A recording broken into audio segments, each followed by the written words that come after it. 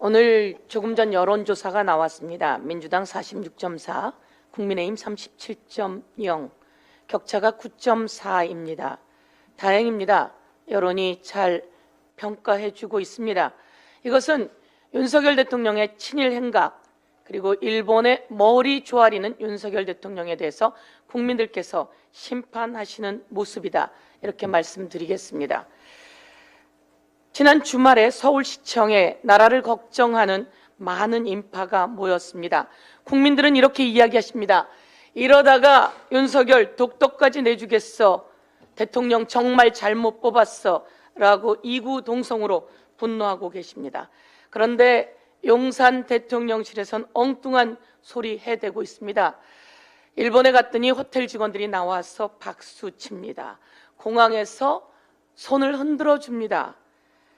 극우 전 총리였던 일본의 아소다로는 국내 정치 사정이 있었을 텐데 이렇게 방일 결정한 건 높이 평가합니다 라며 칭찬해 주더라 라고 좋아하고 있습니다.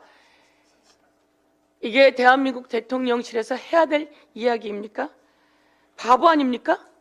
그렇게 다 내주고 구상권도 더 이상 청구하지 않을게요, 그리고 내가 대통령 되기 전부터 모두 다 생각했던 것들이에요 라고 말하는 대통령, 우리나라 대통령 맞습니까?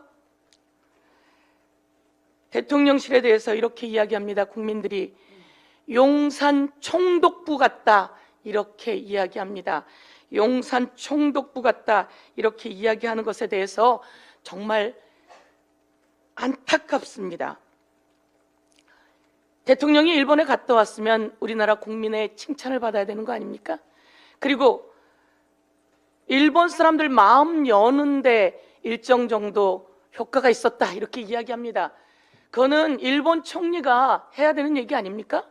대한민국 국민들의 마음을 여는데 일정 정도 효과가 있었습니다 라고 일본 총리가 해야 되는 얘기를 어떻게 우리나라 대통령과 대통령실에서 하는지 이해할 수가 없습니다. 국민들은 이야기합니다. 조공 외교고 호구 외교다, 이렇게 이야기합니다. 여기다 한술 더 떠서 국민의힘의 김기현은 불가피한 선택이었다, 그리고 김대기 용산 대통령실 비서실장은 국익을 위해 내린 결단이라고 합니다. 국익을 위해 내린 결단, 국민이 심판할 것입니다. 대통령은 가서 이런 일을 하고 왔어야 합니다. 전범 기업이 우리 강제동원 국민들에게 배상해야 된다라고 하는 결과를 받아왔어야 합니다. 화이트리스트 복귀시켜야 된다라고 하는 결과를 받아왔어야 합니다. 후쿠시마 원전 오염수 방류 전면 처리하겠다라고 하는 결과를 받아왔어야 합니다. 그리고 일본의 독도 영유권 주장과 무분별한 도발 중단하겠다라고 하는 결과 받아왔어야 합니다.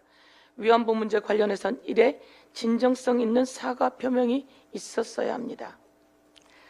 돈은 우리 기업이 내고 일본 전범 기업에 면죄부를 준 윤석열 정권, 대통령은 오므라이스 만찬을 하고 국민은 방사능 식탁을 받아야 하는 이 현상, 일본의 화이트리스트 복귀는 없고 윤석열 대통령은 셀프 WTO 제소 취하를 했습니다.